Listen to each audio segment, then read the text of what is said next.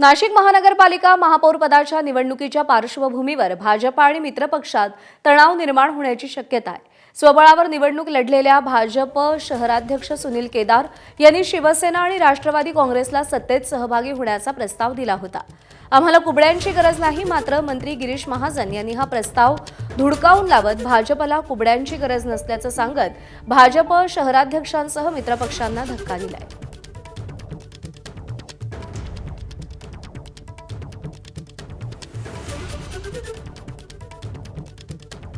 नाशिक महापौर निवडीवरून भाजप आणि मित्रपक्षात तणाव निर्माण झाल्याची चर्चा आहे।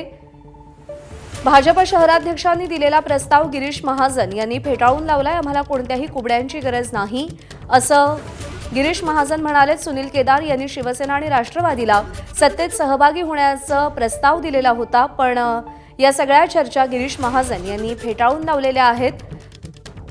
शिवसेना विरोधी बाकावर बसण्यासाठीही तयार असल्याचा दावा पदाधिकाऱ्यांनी केलेला आहे। नाशिकच्या महापौर निवडीच्या पार्श्वभूमीवर भाजप आणि मित्रपक्षात तणावाची परिस्थिती दिसतेय। काही कारणांमुळे आम्ही एकत्र निवडणूक नाशिक महानगरपालिकेची लढू शकलो नाही, परंतु निवडणूक झाल्यानंतर आम्ही त्यांना असा प्रस्ताव दिलेला आहे की आपण सत्ताधारी म्हणून आमच्या बाजूने बसावं आणि सत्तेत सहभागी व्हावं असा आम्ही त्यांना प्रस्ताव दिलेला आहे। आम्ही या ठिकाणी अतिशय मोठ्या बहुमतामध्ये या ठिकाणी आहोत। आम्हाला कुठेही कोणाचं म्हणजे कुबड्यांची गरज आहे। थोडक्यात आपण ती भाषा बोलतो की कोणाच्या कुबड्या घेतल्या, तशी आम्हाला कुबड्यांची गरज त्या ठिकाणी। आमचे 72 नगरसेवक आहेत, अजून 4-5-6 आमच्याकडे येणारे आहेत, म्हणजे आमचे जवळपास 70-78-80 त्या ठिकाणी होत आहेत आणि त्यामुळे तशी आवश्यकता नाही। दरम्यान भाजपचं वागणं अनाकलनीय आहे। गिरीश महाजनांनी कुबड्या नको हे शब्द वापरायला नको होते। आम्ही आता या संदर्भात उपमुख्यमंत्री एकनाथ शिंदेंशी बोलणार आहोत, अशी प्रतिक्रिया शिवसेनेचे उपनेते अजय बोरस्ते यांनी दिली आहे। शिवसेनेचे उपनेते आणि नाशिक महानगरपालिकेचे गटनेते अजय बोरस्ते आपल्यासोबत आहेत। एका बाजूला भाजपने तुम्हाला प्रस्ताव दिला होता, आता मंत्री गिरीश महाजन म्हणतात की आम्हाला कुबड्यांची गरज नाही। मला असं वाटतं की भारतीय जनता पार्टीचं वागणंच अनाकलनीय आहे। एकीकडे त्यांचेच अध्यक्ष माननीय सुनील केदार हे शिवसेनेच्या कार्यालयात येऊन आपण एकत्र असलो पाहिजे, आपण एकत्र बाकावर बसलो पाहिजे, पुढे येणारा कुंभमेळा असेल, सिंहस्थ असेल, या पार्श्वभूमीवर आपण एकत्र युती केली पाहिजे अशा पद्धतीचा प्रस्ताव देतात। आमचे शहराध्यक्ष नुसते आमचेच नाही तर महायुतीतला दुसरा घटक राष्ट्रवादीचे शहराध्यक्ष त्यावेळेस उपस्थित असतात। खरं तर हा प्रस्ताव त्यांच्याकडनं येतो आणि काल अशा पद्धतीनं आपण म्हटलात की गिरीश भाऊंनी सांगितलं की आम्हाला कुबड्या नको आहेत। मला वाटतं की त्यांच्यामध्ये कुठेतरी समन्वय दिसत नाही। खरं तर आम्ही सुद्धा ह्या प्रस्तावाकडे खूप ज्याला म्हणतो सकारात्मक बघितलं होतं की ठीक आहे, आता निवडणुका झाल्या, परंतु कार्यकर्ते हे एकत्र येतील, पुढे येणाऱ्या निवडणुका असतील, आमदारकी असेल, खासदारकी असेल, स्थानिक स्वराज्य संस्थांच्या निवडणुका आहेत, यामध्ये किमान आपण युती म्हणून एकत्र असलो पाहिजे। पुढे जो आपला सिंहस्थ कुंभमेळा येतोय त्यात आपण एकत्र काम केलं पाहिजे, शहराच्या विकासासाठी आपण एकत्र आलं पाहिजे, अशा पद्धतीच्या भावना साधन कार्यकर्त्याच्या होत्या। परंतु कुबड्या नको हे जे वाक्य आहे, मला वाटतं हे अत्यंत चुकीचं वाक्य आहे। खरं तर आम्ही कुठलाही प्रस्ताव त्यांच्याकडे घेऊन गेलो नव्हतो, त्यांनीच आम्हाला दिलेला प्रस्ताव होता आणि महायुतीच्या संदर्भातली सुद्धा ज्या काही निर्णय आहे हा माननीय एकनाथ शिंदे साहेबच घेणार होते। त्यामुळे मला असं वाटतं की त्यांनी कुठेतरी एकत्र बसून त्यांना नक्की काय करायचं हे ठरवलं पाहिजे। माननीय एकनाथ शिंदे साहेबांनी सांगितलं की महायुती करा तर महायुती करा, अन्यथा जर विरोधात राहायचं असेल तर आपण बघाल या शहरातला सर्वात सक्षम विरोधी पक्ष म्हणून शिवसेना काम करेल। कॅमेरामन मंगेशसह मुकुल कुलकर्णी, एबीपी माझा, नाशिक।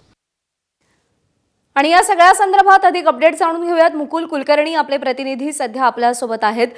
मुकुल, आपल्याला माहिती आहे की नाशिकमध्ये शिवसेना भाजप वेगवेगळे लढलेले होते, पण त्यानंतर आता ही सत्ता समीकरणं जुळवून आणत असताना नेमक्या काय अडचणी येत आहेत, भाजपची भूमिका काय आहे आणि भाजपमध्येच समन्वय नाहीये का, आणि त्यामुळे मित्रपक्षांवर त्याचा कसा परिणाम होतोय?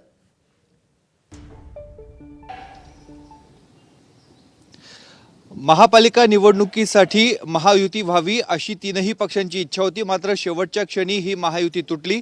भारतीय जनता पक्ष स्वबळावर निवडणुकीला सामोरे गेले होते आणि शिवसेना आणि राष्ट्रवादी काँग्रेस या दोघांनी युती केलेली होती। या निकालानंतर भारतीय जनता पक्षाला स्पष्ट बहुमत मिळालेलं होतं। 72 जागा ह्या भाजपला मिळालेल्या होत्या, त्यामुळे भाजपचा महापौर बसणं, सत्ता त्यांच्याकडे येणं हे स्वाभाविक होतं। असं असताना तरी देखील भाजपचे शहराध्यक्ष सुनील केदार यांनी स्वतःहून भारतीय जनता पक्ष पक्षाकडनं प्रस्ताव दिला, शिंदेंची शिवसेना आणि अजित पवारांच्या राष्ट्रवादीकडे. या तिघांचीही शिवसेनेच्या कार्यालयामध्ये बैठक झालेली होती आणि आगामी कुंभमेळा आहे, कुंभमेळ्यासाठी महायुती ज्या पद्धतीने केंद्रात राज्यात एकत्र आहे त्या पद्धतीने नाशिक महानगरपालिकेमध्ये देखील एकत्र राहावी ही शुद्ध भावना घेऊन सुनील केदार यांनी हा प्रस्ताव दिलेला होता. त्याला तेवढ्याच सकारात्मक पद्धतीने दोन्ही पक्षाकडनं प्रतिसाद देखील देण्यात आलेला होता.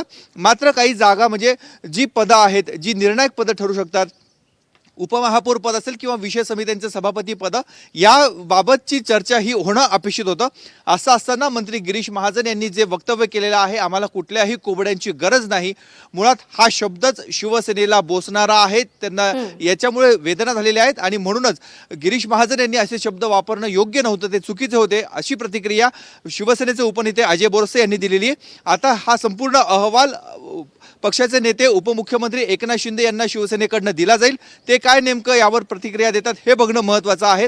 जर मुंबई ठाण्यामध्ये शिवसेना आणि भाजप एकत्र असेल तर नाशिकमध्ये का नाही, असा एक सूर उमटत होता. मात्र आता मिठाचा खडा पडलेला आहे. युतीमध्ये आता पुन्हा एकदा तणाव निर्माण झालेला आहे. 6 तारखेला महापौर पदाची निवडणूक आहे, त्या दरम्यान ह्या घडामोडी होत आहेत. त्यामुळे 1 ते 2 दिवसामध्ये शिवसेना आणि राष्ट्रवादी काँग्रेस भाजपसोबत सत्तेत जाणार की विरोधी बाकावर बसणार हे स्पष्ट होईल. मुकुल, धन्यवाद दिलेल्या या सगळ्या सविस्तर अपडेटसाठी. एबीपी माझा, उघडा डोळे बघा नीट.